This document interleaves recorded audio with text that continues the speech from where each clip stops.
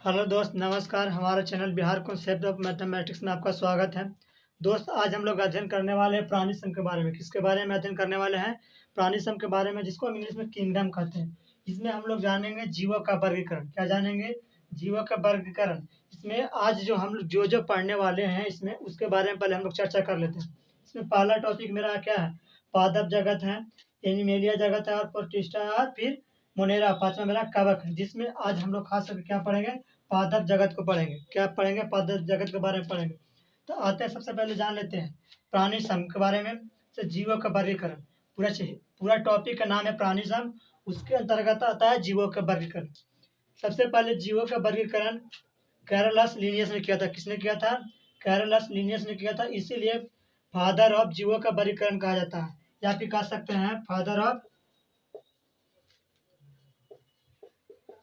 Taxonomy. English में इसको बोलते हैं फादर ऑफ टैक्सोनॉमी बोलते हैं। इन्होंने सबसे पहले एक पुस्तक लिखी, system of nature. System of nature, इसमें इन्होंने चर्चा किया कि जो हमारे वातावरण जो है, प्राणी सम पूरा है, उसमें दो भागों में बांटा गया है। एक जीव जगत में, एक पादप जगत में बांटा गया है। ठीक है। इन्होंने चर्चा किया अपने पुस्तक सिस्टम ऑफ नेचर में। इसके बाद में एक तीसरे वैज्ञानिक आए। कौन आए? तीसरे वैज्ञानिक आए, जिन्होंने एक नया जगत का स्थापना किया। किसका? प्रोटिस्टा का स्थापना किया। इस जगत में इन्होंने बताया कि मेरा यूग्लिना यूग्लिना यहाँ पे देखिए, पैरामोसियम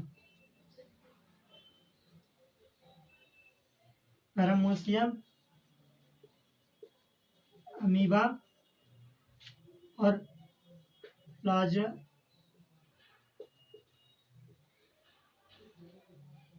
प्लाज्मोडियम नामक जंतु आते हैं। किसके अंतर्गत आते हैं? प्रोटिस्टा के जगत आते हैं।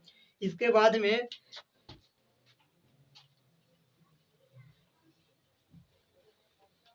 चौथे जगत का स्थापना हुआ। इसके बाद में चौथे जगत का स्थापना किया। जानेंगे कि मुंडेरा के अंतर्गत कौन कौन से जीवों को रखा गया। जैसे इसमें सबसे पहले मेरा रखा गया किसका? जीवाणु को रखा गया। इसको रखा गया, जीवाणु को रखा गया। इसमें सेकंड जो रखा गया, उसको रखा गया नील हरित शैवाल को रखा गया। नील हरित शैवाल को रखा गया। थर्ड में रखा गया साइनोबैक्टीरिया को।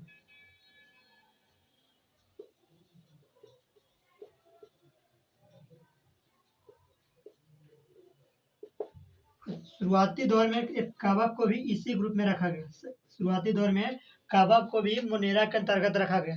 लेकिन इस कवक जो था, इसमें क्या होता है कि प्रकाश का संश्लेषण नहीं होता इसमें। इसीलिए इसको कवक को इस ग्रुप से निकाल करके अलग ग्रुप का स्थापना किया गया। पांचवा ग्रुप का स्थापना किया गया। पांचवा ग्रुप का स्थापना किया गया। उसका नाम क्या है? कवक। कवक जगत, एक अलग जगत का स्थापना किया गया। इसको आर टेकर ने खोजा था। किसने खोजा था? आर वी टेकर ने खोजा था। इन्होंने बताया कि जो कवक मेरा है, जो मोनेरा के अंतर्गत रखा गया है, वो उन सभी जो भी जीव जंतु है, उससे बिल्कुल अलग है। और फिर उसके बाद पांचवा जगत का स्थापना किया। किसने किया? आर विएक्टर ने किया गया।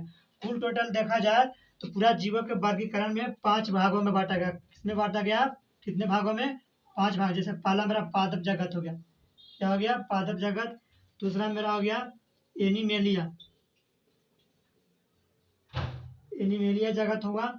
तीसरा मेरा देखा जाए प्रोटिस्टा हुआ, प्रोटिस्टा। चौथा देखा जाए मोनेरा।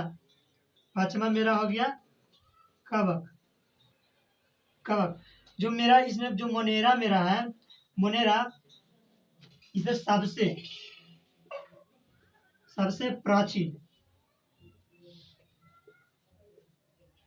प्राचीन जंतु माना गया। क्या माना गया? सबसे प्राचीन जगत माना। किसे माना गया? मोनेरा को माना गया। दोस्त, आप वीडियो में पूरा बना रहे, यकीन रखिए। आप जब पूरा एक एक बात को गौर से देखेंगे और लिखेंगे, जैसे जैसे मैं बोल रहा हूँ, आप यकीन रखिए कि आपकी हर एक बात आपको पूरा दिमाग में समझ में आ जाएगा। बाकी आप वीडियो पूरा देखें। आगे हम लोग अध्ययन करने वाले हैं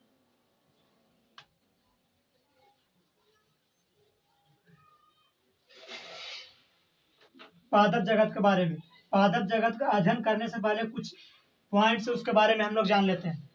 हम लोग प्लांट किंगडम के जानने से पहले जान लेते हैं सेल के आधार पर पूरा जो भी जीव जंतु है, पादप जगत हो, पूरा प्राणी सब दो भागों में बांटा गया।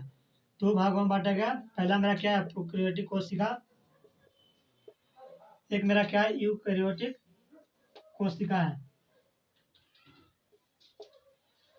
अब इसके अंतर्गत देखेंगे कौन सी बात होता है और कौन सी नहीं होता है। इसमें जो प्रोकैरियोटिक कोशिका देखा जाए तो इसमें मेरा क्या होता है, केंद्रक नहीं होता है।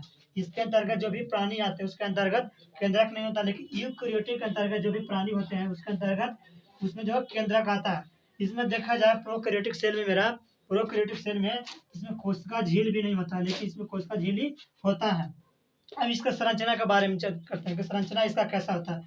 तो प्रोकैरियोटिक सेल का जो संरचना होता है बिल्कुल सरल होता है, बिल्कुल सरल होता है, लेकिन इसका जो संरचना होता है यूकैरियोटिक का क्या होता है, जटिल होता है। अब इसमें देखा जाए कि प्रोकैरियोटिक सेल में कौन कौन से जीवाणु आते हैं, कौन कौन से प्राणी आते हैं। इसमें अंततः जीवाणु आते हैं, नीलहरी शैवाल आते हैं और साइनोबैक्टीरिया आते हैं। इसके अंतर्गत क्या क्या आते हैं, इसके अंतर्गत आते हैं कवक। इसके अंतर्गत कवक, प्लांट जो मेरा पौधा हो गया, इसे लिख सकते हैं पादप जगत, और एनिमेलिया।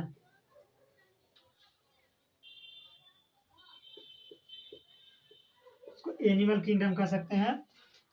प्रोकैरियोटिक सेल के अंतर्गत जीवाणु आते हैं, नीलहरी शैवाल है, साइनोबैक्टीरिया इत्यादि। इसके अंतर्गत कवक आते हैं, पादप जगत आते हैं और एनिमेलिया आते हैं।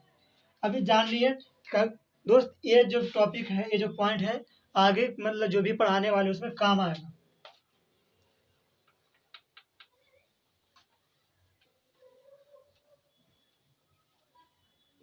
अब हम लोग जानते हैं पादप। पादप में हम लोग फर्स्ट टॉपिक क्या पढ़ने वाले हैं, पादप जगत।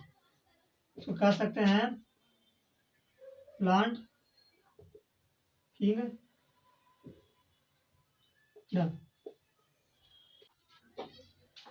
प्रोकैरियोटिक सेल और यूकैरियोटिक सेल अध्ययन करने के बाद हम लोग क्या अध्ययन करेंगे, पादप जगत के बारे में अध्ययन करेंगे। इसमें लोग कहते हैं प्लांट किंगडम कहते हैं। इसे हम लोग दूसरा नाम भी डायरेक्ट वन लाइन क्वेश्चन में पूछ देता है, इसे प्लांटी प्लांटी के नाम से भी जाना जाता है। पूरे पादप जगत को फूल के आधार पे दो भागों में बांटा गया। इसको कहेंगे अपुष्पोभिद, ये कहेंगे पुष्पोभिद।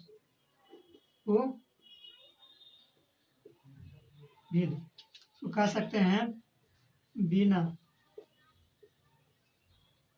फूल वाला, कहेंगे फूल वाला, यानी आप पुष्प आ माने नहीं, पुष्पोद्भिद मतलब फूल होता है, यानी बिना फूल वाला पौधा और फूल वाला पौधा। इसको कहते हैं क्या, क्रिप्टोगैमस कहते हैं, क्रिप्टोगैमस कहते हैं। इंग्लिश में कहते हैं क्रिप्टोगैमस,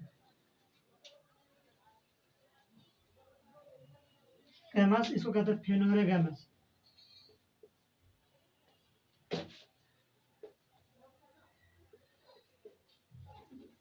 फेनोरोगैमस कहते हैं। पुष्प के आधार पर दो भागों में बांटे, एक बिना फूल वाला, एक फूल वाला। दोस्त अब वीडियो को पूरा देखें, मुझे यकीन है कि आप वीडियो पूरा देख लेंगे तो आपको पूरी बातों जो दिमाग में मैं बता रहा हूँ सारा याद आ जाएगा।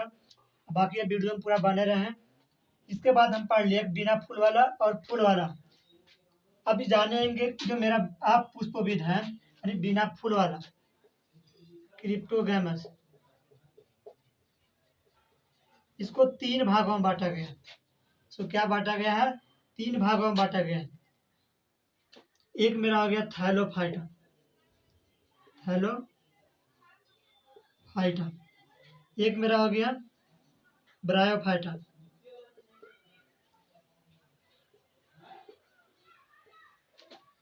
एक मेरा हो गया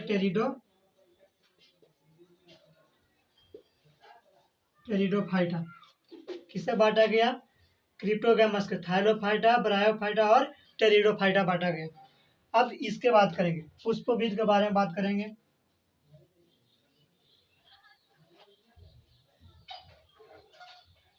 दूसरा मेरा क्या है? फेनोरोगैमस है। फेनोरो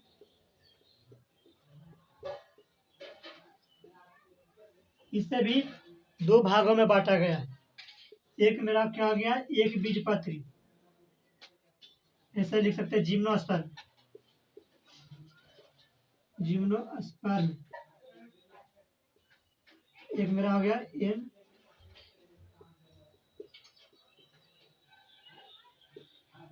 एंजियोस्पर्म। अब हम सबको एक एक करके बारी बारी से हम लोग अध्ययन करेंगे। जैसे मेरा पहला क्या है? थाइलोफाइटा। फर्स्ट मेरा क्या है? थाइलोफाइटा।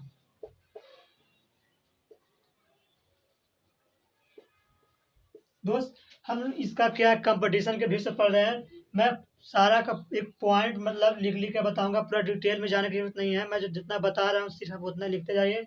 यकीन है मुझे, पूरा उम्मीद है कि आपको यहीं से क्वेश्चन पूछा जाएगा, वन लाइनर। लास्ट वीडियो के अंत में मैं वन लाइनर क्वेश्चन ही बताऊंगा, बहुत सारा करवाऊंगा, 20-25। जैसे थाइलोफाइटा,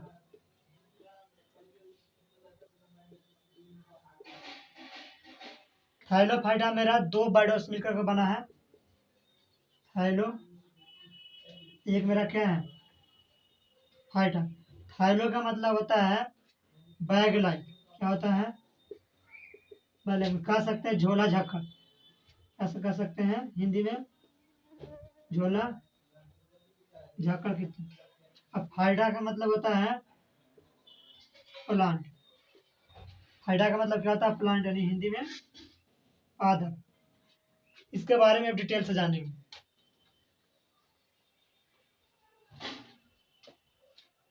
थाइलोफाइटा का इसका गुण क्या क्या, प्रॉपर्टी क्या है? इसमें देखा जाए दोस्त, इसका जो सिस्टम होता है, संवहन सिस्टम, संवहन सिस्टम पूरा के पूरा कंप्लीटली क्या होता है? अनुपस्थित होता है। अनुपस्थित। इसमें कोई भी इसमें जो होता है सिस्टम, संवहन सिस्टम नहीं पाया जाता। जैसे जाइलम और फ्लोएम। संवहन सिस्टम में कितना होते हैं? दो होते हैं, जाइलम और फ्लोएम। अब इसकी बात करेंगे तना। इसमें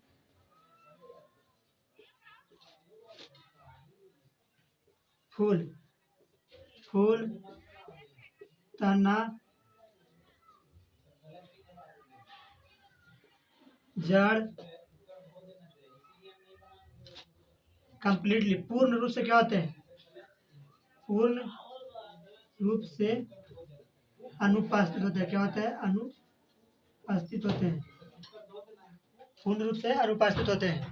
ठीक है, क्या होता है? अनुपस्थित होते हैं। आपको ये ध्यान देना, इसलिए जो एग्जाम्पल वगैरह जो आता है, जो मैं एग्जाम्पल लिखवाऊंगा कि इसके अंतर्गत कौन कौन सा आता है, बस आपको नाम याद कर लेना है। बाकी आपको यहीं से पकड़ में आ जाएगा कि थाइलोफाइटा के अंतर्गत जो झोले झक्कर जैसा दिखाई देगा। ठीक है, यानी प्लांट में जो भी होगा, पौधे में जो झोला झक्कर दिखाई देगा, वो क्या होगा? मेरा थाइलोफाइटा होगा। क्या मेरा होगा? थाइलोफाइटा होगा। उसमें देखेंगे संवहन सिस्टम, यानी जाइलम और फ्लोएम। क्या कहता है? जाइलम और फ्लोएम मेरा क्या होता है? कंप्लीटली अनुपस्थित होता है, मैंने पूर्ण रूप से। इसमें फूल हो गया, तना हो गया, जड़ होगा, उसमें क्या होता है? अनुपस्थित। इसमें बीज भी नहीं पाया जाता। और ये जो है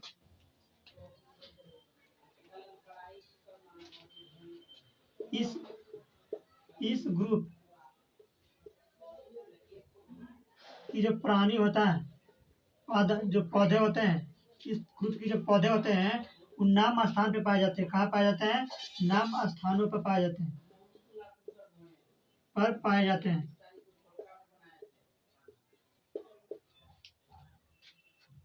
यहाँ तक आपने देख लिया। और इसमें आता का है, इसके अंतर्गत कौन कौन से मतलब आते हैं, तो इसमें देखेंगे कौन कौन से आते हैं। जैसे सवाल हो गया, क्लेमाइडम मोनस हो गया, ज्ञान सवाल के, तथा इसमें एक और होता है लाइकेन होता है। क्या होता है? लाइकेन। तो गुण के बारे में और कुछ चर्चा कर लेंगे, जैसे गुण और क्या क्या होता है। जैसे इसका गुण और होता है, इसका जो संरचना होता है, संरचना क्या होता है, बिल्कुल सरल होता है, एकदम सरल होता है। और इसका जैसे इसमें कर लेंगे, इसका कोशिकीय क्या होता है, तो यह कुछ एक कोशिकीय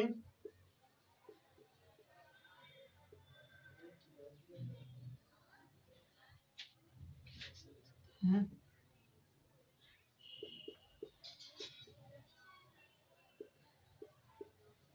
कुछ बहुकोशिकीय होते हैं,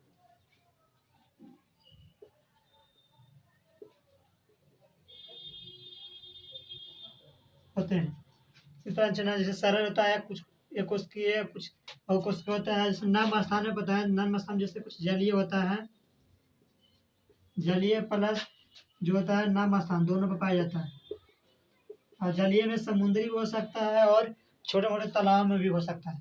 ठीक है। इसके बाद हम लोग अध्ययन करेंगे किसका, ब्रायोफाइटा के बारे में अध्ययन करेंगे।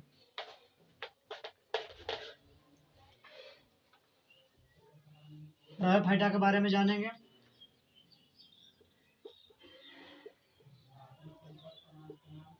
ब्रायोफाइटा के बारे में हम लोग अध्ययन करेंगे।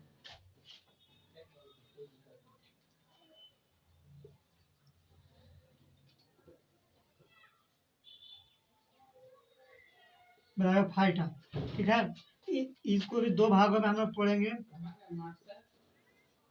एक फाइटा के बारे में, फाइटा के बारे में, ब्रायन का मतलब होता है मार्स, क्या होता है, मार्स होता है। एक फाइटा का मतलब क्या होता है, पादप होता है। मतलब जो मार्स युक्त जो भी पौधे होते हैं उसको किसको कहते हैं, ब्रायोफाइटा के अंतर्गत आता है। किसके अंतर्गत आता है, ब्रायोफाइटा के अंतर्गत आता है। अब इसमें जो इसका गुण क्या क्या है, इसका गुण क्या क्या है, इसके बारे में हम लोग जानेंगे। इसके पहले गुण हम लोग अध्ययन कर लेते हैं, इसका गुण क्या क्या है। मेरा क्या आता है, या छोटे हरे रंग का पौधा होता है। इसमें और क्या क्या होता है, यह उभयचर होता है, उभयचर होता है, यानी एक जल में भी और स्थल दोनों जगह पाए जाते हैं, जल और स्थल दोनों जगह पाए जाते हैं। इसमें जो हमारा जो थर्ड हमारा होगा, जैसे इसमें हो गया पत्ता, तना, फूल, जड़, क्या अनुपस्थित होते हैं, क्या होते हैं, अनुपस्थित होते हैं, अनुपस्थित होते हैं। और इसमें जो ये मेरा क्या है, यूनिसेलुलर, एक कोशिकीय और बहुकोशिकीय दोनों होते हैं, यह एक कोशिकीय और बहुकोशिकीय दोनों होते हैं। इसमें जो हमारा जिसका जो हमारा संवहन सिस्टम होता है, संवहन, संवहन तंत्र, क्या उसके भी क्या होता है, अनुपस्थित होता है। संवहन तंत्र के बारे में चर्चा करेंगे तो अनुपस्थिति होता है।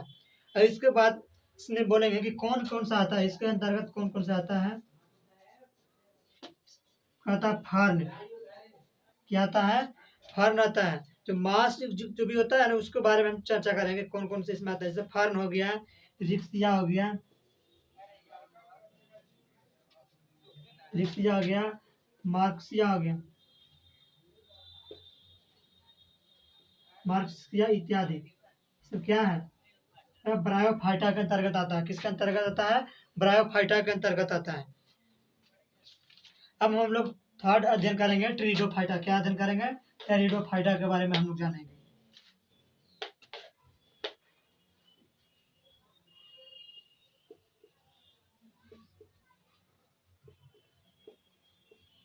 टेरिडोफाइटा के बारे में अध्ययन करेंगे।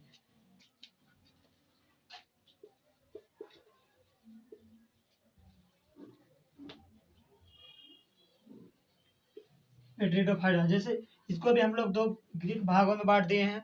जैसे क्या मेरा एक होता है, पेट्रिस होता है, पेट्रिस होता है एक, फाइटा होता है। एक मेरा क्या हो गया, पेट्रिस हो गया, एक हमारा फाइटन हो गया। इसको फाइटा भी लिख सकते हैं या फिर फाइटन भी लिख सकते हैं। दोनों का मतलब सेम होता है। जैसे पेट्रिस का मतलब होता है क्या, फर्न होता है। क्या होता है, फर्न होता है। इसका मतलब पौधा होता है।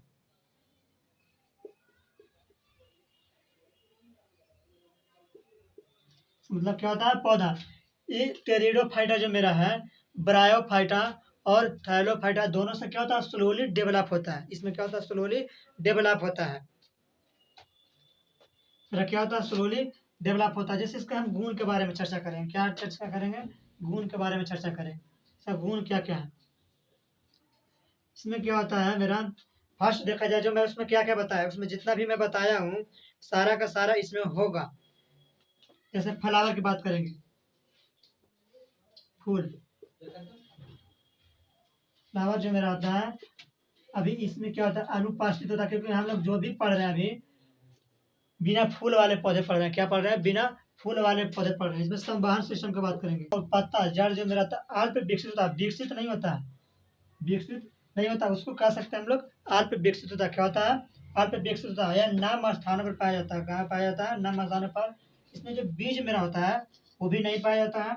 उदाहरण के तौर पर देखा जाए तो इसमें कौन कौन सा आता है, लैलोपोडियम आता है, ड्रायोपोटेरिस आता है। इसके बाद हम लोग अध्ययन करने वाले हैं पुष्प वाले पौधे। कौन सा अध्ययन करने वाले हैं, पुष्प वाले पौधे अध्ययन करने वाले हैं।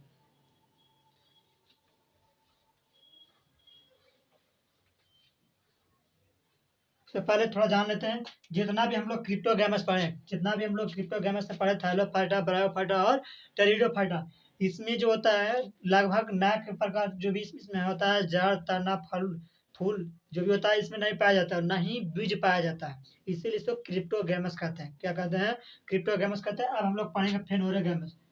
क्या कहते हैं,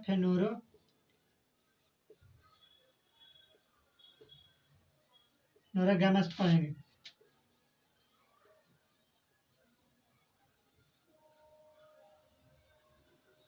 फेनोरोगैमस पढ़ेंगे। इसको दूसरी से एक और नाम से जानते हैं, इसे स्पर्मेटोफाइटा, स्पर्मेटोफाइटा,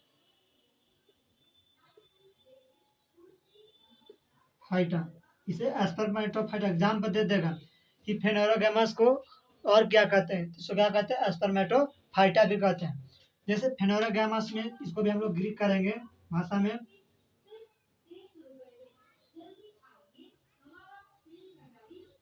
इसको 2 भागों में बांटा गया। फेनोरो,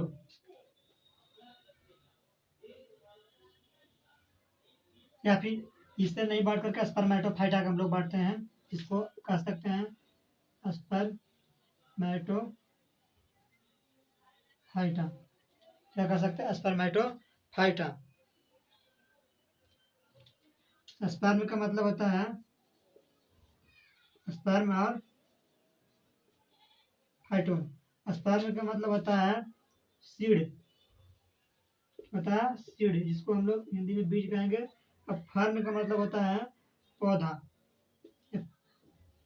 होता है पौधा, यानी वैसा पौधा जिसमें क्या होता है, बीज पाया जाता है। क्या पाया जाता है, बीज पाया जाता है। उसको क्या कहेंगे, फेनोरोगैमस या स्पर्मेटोफाइटा कहेंगे। और इसमें हम लोग पढ़ेंगे, इसे भी 2 भागों में बांटा गया। कितने भागों में बांटा गया, 2 भागों में बांटा गया। एक होता है एंजियोस्पर्म,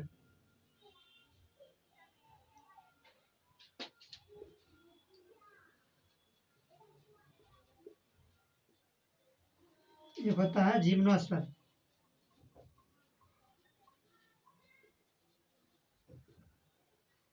एक एक करके सबको हम बारी बारी से जानेंगे कि एंजियोस्पर्म में कौन आता है और जिम्नोस्पर्म में कौन आता है।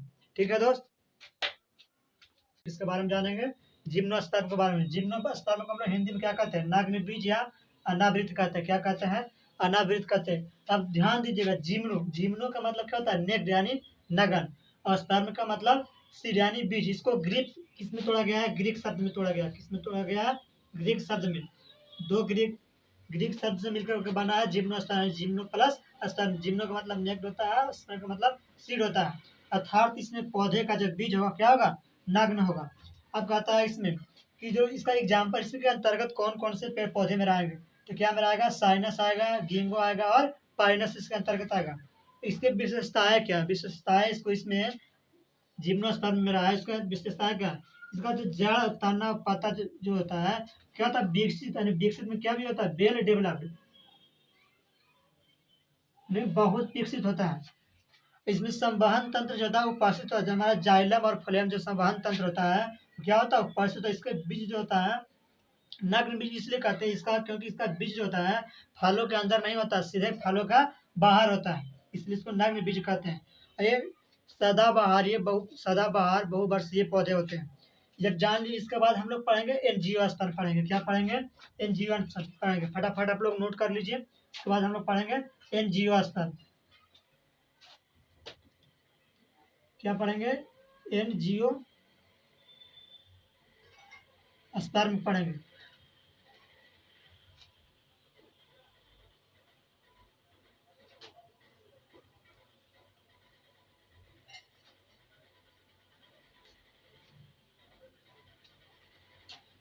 अब एनजीओ का हम लोग जानेंगे कि हिंदी में क्या कहते हैं। एनजीओ का हम लोग क्या कहते हैं, इसको हम लोग कहते हैं आवृत,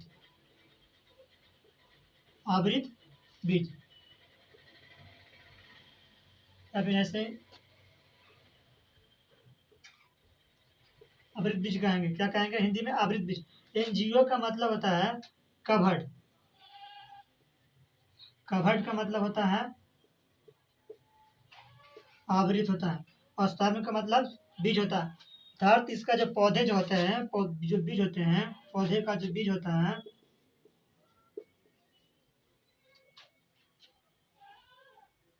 ढाका होता है। क्या होता है, ढाका होता है, ढका होता है। दोनों में सिर्फ फर्क इतना है कि उसमें जो होता है बीज होता है अनकवर्ड होता है, इसमें कवर्ड होता है। ठीक है, इसमें जो पौधे होता है बीज होता है। इसका उदाहरण के तौर पर हम लोग देखेंगे, इसका उदाहरण के तौर पर देखेंगे हम लोग, जैसे कौन कौन से आते हैं।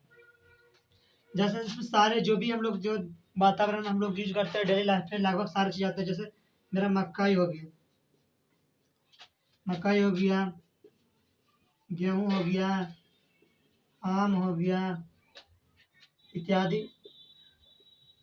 जैसे आप लोग लिख सकते हैं मसूर हो गया, चना हो गया, आम हो गया, सेब हो गया, संतरा हो गया। इस सारे का बीज क्या होता है, सब फलों के अंदर पाए जाते हैं। इसका जड़ तना पत्ते का होता है विकसित, वेल डेवलप होता है, बहुत ही ज़्यादा विकसित होता है। इसमें समान तंत्र का होता है उपस्थित होता है। इसके बीज होता है फलों के अंदर, अंदर पाया जाता है। कहाँ पाया जाता है, फलों के अंदर पाया जाता है, इसीलिए आवृत बीज कहा जाता है। क्या कहा जाता है, आवृत बीज कहा जाता है।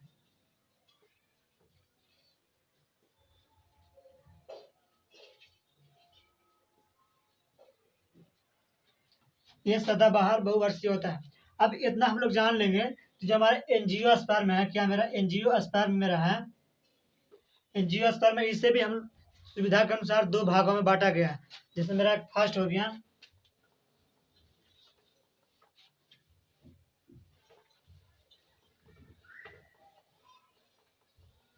एंजियोस्पर्म को दो भागों में बांटा गया है, मोनोकोटिलेडॉन्स और डाइकोटिलेडॉन्स। इसको मोनोकोट भी कह सकते हैं और डाइकोट भी कह सकते हैं। एंजियोस्पर्म जो है, जो पादप जगत का सबसे बड़ा क्या है, ग्रुप है। सबसे ज्यादा जो भी पौधे पेड़ पौधे पाए जाते हैं किसके अंतर्गत पाए जाते हैं, एंजियोस्पर्म के अंतर्गत पाए जाते हैं। लगभग थ्री थ्री चौथाई यानी 3/4 जो है, लगभग 75% जो भी पादप जीव जंतु हैं पादप का किसमें पाए जाते हैं, एंजियोस्पर्म के अंतर्गत आता है। अब हम लोग अध्ययन करेंगे मोनोकोटिलेडोन्स यानी एक बीजपत्री। किसके बारे में, एक बीजपत्री। इसको क्या कहेंगे हम लोग हिंदी में, एक बीज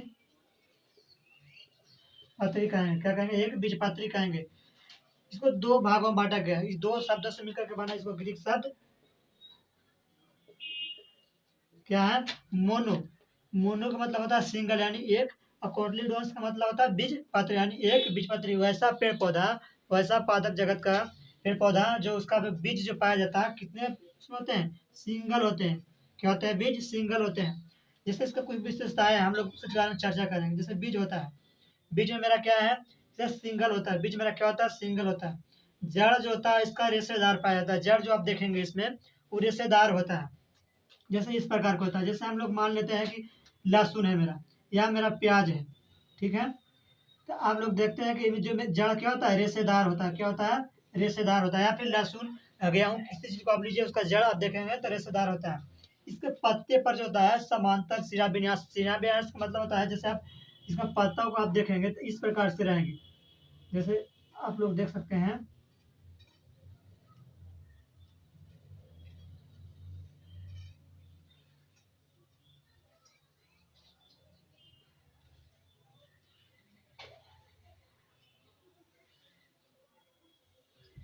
क्या होता है, ये सब जो बीज आप देख रहे हैं, ये सब क्या है, समांतर श्रेणी में। आप ताड़ के पत्ते को देखे होंगे, उसमें क्या होते हैं, धार जैसा होता है, लगा हुआ रहता है, जो वही क्या है, शिरा विन्यास होता है। कहता है इसके जो फूल होता है, इसका जो फूल होता है, फूल किसका, एक बीजपत्री का, वो 3 पखुड़ियों से बनकर मिलकर बना होता है। एक में से आप गिनेंगे फूल करके, तोड़ करके, तो उसमें 3-3 होंगे, या फिर 3 के गुणज में होंगे। इसको पहचानने का तरीका बता रहा हूँ मैं। और इसका जो संवहन जो होगा, संवहन तंत्र, वो क्या होता है, बहुत ही फैले होता है। जैसे मान लेते हैं कि एक बंडल है सामान का, इसमें जो संवहन तंत्र होगा, जो जाइलम और फ्लोएम होता है, क्या होगा, बिल्कुल फैला हुआ रहेगा, सघन में नहीं रहेगा। इसमें मोनोकोट में होगा। अब इसका जो इसमें एक नोड होता है, ठीक है, इसका ग्रोथ, ग्रोथ और नोड के बारे में चर्चा करेंगे। किसके बारे में चर्चा करेंगे, ग्रोथ और नोड्स के बारे में चर्चा करेंगे। जैसे इसकी ग्रोथ होता है, इसका हम ग्रोथ, अगला जो इसका हम लोग जो विशेषता है, गुण जो पढ़ेंगे, इसका जो ग्रोथ होता है, ग्रोथ, वो क्या होता है, आप जब इसको काट कर के लगाएंगे, जितने बार आप काट करके लगाएंगे, क्या होगा, वो लगते जाए। जैसे कहते हैं द्वितीय वृद्धि, क्या कहते हैं, द्वितीय, द्वितीय वृद्धि कहते हैं। क्या कहते हैं, द्वितीय वृद्धि कहते हैं। इसमें नोट्स, नोट्स, नोट्स आप देखेंगे, नोट्स का मतलब होता है जैसे खोखला वगैरह जो गिट्ठा लगा हुआ था, ऐसा इस प्रकार से होता है। जैसे आप देखिए, जैसे क्या मान लिया कि मैं गेहूं का एक डाठा है, तो उस पर ध्यान से देखेंगे, या फिर ताड़ का पेड़ पर भी देखेंगे, तो इस प्रकार का लगा हुआ रहता है, इस प्रकार का रहता है। ये क्या मेरा है, नोट्स है। पहचानने का तरीका मैं बता रहा हूँ कि मोनोकोट्स क्या होता है, डाइकोट्स क्या होते हैं। अब हम लोग इसको नोट्स को हम लोग कह सकते हैं पव सिंधी। क्या कहेंगे, पव सिंधी, क्या कहेंगे, पव सिंधी। अब हम लोग अध्ययन करेंगे डाइकोट के बारे में। किसके बारे में अध्ययन करेंगे, डाइकोट्स के बारे में करेंगे। डाइकोट्स का हिंदी होता है द्विबीजपत्री। डाइकोट्स का मतलब क्या होता है, द्विबीजपत्री होता है। जैसे यूडोन्स, इसका मतलब होता है द्विपत्री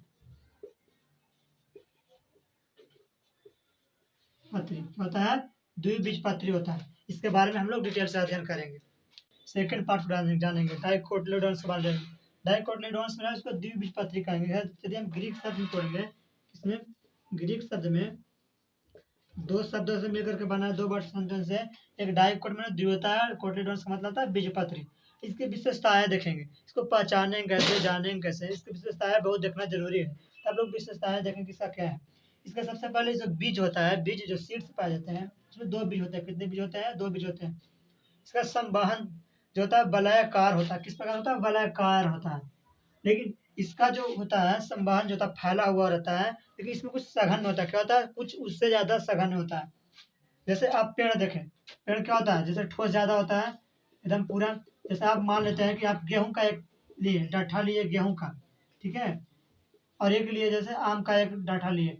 आप दोनों देखेंगे, दोनों में संवहन करने का मतलब होता है जिसमें जो कितना निसड़ है, क्या कितना निसड़ है। गेहूं का देखते हैं अंदर से खोखला रहता है, और आम का जो पेड़ जो भी होता है, बरगद का, लीची, कटहल होता है, सब क्या होता है, पूरा मजबूत होता है। किसके कारण, संवहन के कारण होता है। इसका जड़ जो होता है, सबसे मुख्य इसका जो है प्रॉपर्टी है, गुण है, इसका जड़ जो होता है क्या है, मिट्टी के साथ साथ उसका जो शाखा होता है, शाखा जो उसका टहनी होता है, उसके साथ भी क्या होता है फल। जैसे आप देखते होंगे बरगद के पेड़ है, आम का पेड़ है, या बरगद में आप लोग ज्यादातर देखे होंगे, उसका जो जड़ होता है वो क्या होता है, उस शाखा के साथ भी क्या होता है, फैला हुआ रहता है। जैसे उसको उदाहरण के तौर पर लेंगे, आम होता है, बरगद होता है, कटहल होता है, लीची होता है, और इत्यादि इसमें और सभी ले सकते हैं। बस दोस्त, आप वीडियो पूरा देखें, मैं क्वेश्चन इसके बाद करवाने वाला हूँ। आप क्वेश्चन पूरा देखिए, आपको एक एक बात क्लियर हो जाएगा। यदि दोस्त आपको देखने के बाद ऐसा लगता है कि मैं कुछ सीखा हूँ, कुछ जाना हूँ, तो आप प्लीज़ वीडियो को लाइक करिए, शेयर करिए, सब्सक्राइब चैनल को आप ज़रूर कीजिएगा। दोस्त कुछ क्वेश्चन करवा देता हूँ, जो सीधे सीधे क्या होता है एग्जाम में वन लाइनर आता है क्वेश्चन, इसके बारे में जानना बहुत जरूरी है। अब सीधे से क्या करूँ, कुछ ट्रिक वगैरह मैं बता रहा हूँ नहीं, और सीधे आपको याद करना है। कहता है सबसे बड़ा आवृत बीज पौधा। आवृत बीज मतलब कहने का मतलब जो क्या फल के अंदर पाया जाने वाला पौधा, ठीक है। ये आप कहने का मतलब आवृत बीज कहने का मतलब जिसमें क्या होता है, जो बीज होता है कवर्ड होता है, उसका पौधा कौन होता है, सबसे छोटा पौधा कौन होता है, यूकेलिप्टस होता है। क्या होता है, यूकेलिप्टस होता है। और सबसे छोटा आवृत बीज पौधा, आवृत बीज पौधा लेमना होता है, आपको याद करना होगा। सबसे छोटा पुष्प क्या होता है, वुल्फिया होता है। पुष्प, मैं पुष्प की बात कर रहा हूँ, सबसे छोटा पुष्प, ठीक है, सबसे छोटा पुष्प वुल्फिया होता है, और सबसे बड़ा पुष्प रेफलेशिया होता है। क्या होता है, रेफलेशिया होता है। अब हम पत्ती की बात करेंगे, क्या करेंगे, लीफ। सबसे कहता है सबसे बड़ी पत्ती मेरा क्या है, विक्टोरिया रिजिजिया, क्या है मेरा, विक्टोरिया रिजिजिया पौधे का, ठीक है। मैं ये पत्ती का नाम नहीं लिख रहा हूँ, मैं जो लीफ होता है उस पौधे का नाम लिख रहा हूँ। इस पौधे का नाम क्या है, विक्टोरिया रिजिजिया। इस पौधे का क्या होता है, पत्ती सबसे बड़ी होता है, और सबसे छोटा आवृत बीज, ठीक है, जो बीज जो होता है सीड्स होता है, आवृत बीज जो कवर होता है किसका होता है, आर्किड पौधा का होता है। किसका होता है, आर्किड पौधा का होता है। और सबसे बड़ा आवृत बीज होता है लेडोसिया होता है, लेडोसिया पौधा का होता है, ठीक है। और सबसे छोटा अनावृत बीज जैमिया पिग्मिया, यहाँ लेडोसिया पौधे का होता है, ठीक है, पौधे का। लेकिन यहाँ अनावृत, अनावृत बीज का नाम है जैमिया पिग्मिया, क्या है, जैमिया पिग्मिया। दोस्त आपको पूरा वीडियो देखने के बाद आपको कुछ समझ में आया होगा, तो आप वीडियो को लाइक करें, शेयर सब्सक्राइब करें। और आपको जो भी इसमें समझ में नहीं आएगा प्लीज़ आप कमेंट करें, मैं सब पुनः पूरा जवाब दूंगा। धन्यवाद।